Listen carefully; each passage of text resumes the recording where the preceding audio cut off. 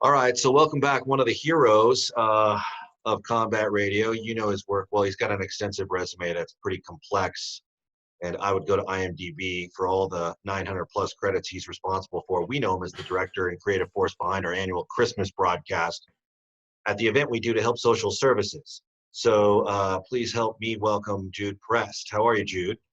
I'm good, man. How you doing? Good to see you. Good to see your face and all the madness. I was wondering if you could walk us through briefly your experience Yeah.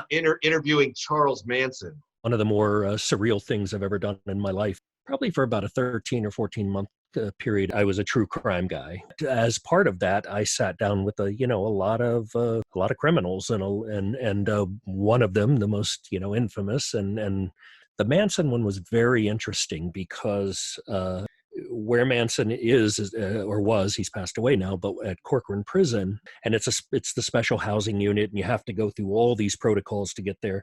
And so the warden picks me. Only three of us can go in: my audio guy, my camera guy, me. Drives about halfway. It's about a quarter of a mile to the shoe housing unit. Stops about halfway and turns around and says, "I have to give you the speech. California does not negotiate for hostages." If you, which is exactly what you want to hear when you're going into one of the the worst shoe housing units in That's good. in your That's career. good. Thanks, Warden. Yeah, he says, "Yeah, we'll do whatever we can to get you out if something happens, but we do not negotiate for hostages." So that's the speech you get going in, and then they have you get in full riot gear, head to toe. And I was like, why do you need to get in full riot gear? I don't understand that. They're obviously, they each have their own individual cell. They're not allowed in the general population for the most part. They have their own little basketball court and their own little fenced in little yard, small, but, enough for them to work out in. And he said, well, these are 50 of the 50 worst criminals in history. All they have is ways to think up to hurt and kill people. When I go in, they sit me down, and there's two guards around me, and there's two guards around him, and he's got his hands and feet shackled. I said, why do I need guards around me? And they said, well, it's not just for your protection, it's actually for his protection, because for someone to come in, I could be wanting to kill him, and to kill Manson in prison, that's a mark for somebody. That's their bragging rights, if you want to think of it that way, for someone. And so they're guarding you as much as they're guarding him. I only had about 20 minutes with him. It was his decision of whether he wanted to actually meet with us or not. He did not know we were coming in at all. That's according to the warden. He had no idea we were coming in. So Vincent Bugliosi, who had written Helter Skelter and prosecuted Manson, had warned me that Manson's this great manipulator, and he will do everything he can to try to throw you and play you and manipulate you. So when I walk in, they're standing around me. He comes in and is sit down and shackled to the table. And the first thing he said, I said, thanks for doing the interview. And he just goes right off the bat, this guy who is supposed to have no idea I'm there, he goes, well, Jude, are you going to treat me fairly? Well, it threw me because this guy's not supposed to even know I'm coming. The warden assured me he didn't know we were coming. And so I used all my, acting skill and all my poker face to just not let it throw me visibly. And I said, well, Mr. Manson, I want to ask you questions. I want to hear your side. I know what the court said. I know what the verdict was, but I want to hear your side of it. And he just goes, okay, that's all I need. How did he know Yes. what your name was? I had done a lot of interviews. Later, I put it together that when they showed me, who his visitors were and stuff like that, that I had just interviewed that person the week before, and they had just visited him like 2 days before we were coming. So I said, I asked question, did you mastermind the Manson murders? And what was funny about that to me is there was the old Ben Stiller sketch comedy show, the Ben Stiller Show. I don't know if you remember that very funny sketch comedy show. And Bob Odenkirk, who's now Better Call Saul, did a sketch called Ask Manson that was very much like Hints from Heloise.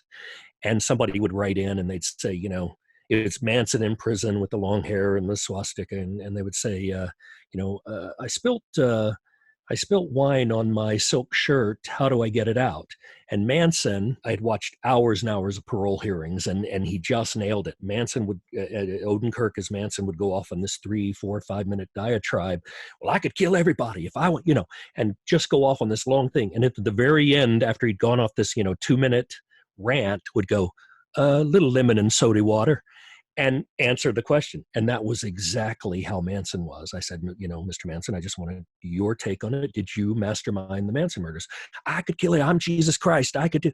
And he goes off for like 3 minutes on this rant, and then goes very calmly at the very end of it, goes, well, you just have to judge for yourself.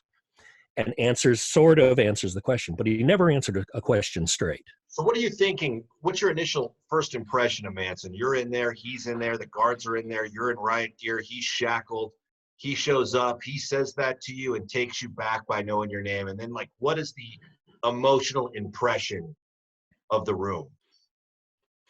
Well, it was unnerving, but I wasn't necessarily nervous about it. Throughout my career, I'd overseen shows, and not at that point, but over my career, I've overseen shows in, nearly 100 countries and some very harsh environments, and, military coups and bombs going off and all that stuff. So I had done a fair amount of that before that interview. And so I've always kind of just gone into things like, and you don't take unnecessary chances, but if it's my time to go, it's my time to go kind of thing, and so, and I have a very big, strong background in acting and stuff. So I knew that and this came from Vincent Bugliosi, if I let it throw me, he would seize on that. Yeah. So I just had to kind of use all of my poker face to not come across as nervous. Inside, you're kind of going, you're freaking out a little bit.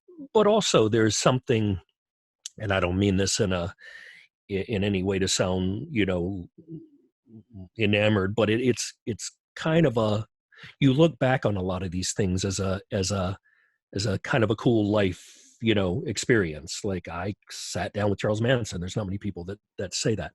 So, but in the middle of it, it's very, you are nervous, and it's a bit unnerving, but you just have to kind of, I've always said, on any production I do, I've always sort of said, I'll get the shot because I have to. I'll finish the shoot because I have to, So I'm hired to do this, so that's my responsibility to get this and not, screw it up. I've been through, shot at in Africa, so this can't be as bad as that. I kind of look at all that stuff. I have this little prayer that I say before I go on, crazy shoots. And I just kind of did it, and then you look back on it and you kind of freak out, but in the middle of it, you're just sort of focused on the job. It's a strange thing about prisons. I've never been to a prison that's in operation, but I've been to 2 prisons that have been converted into film ranches. And I'm always happy to leave.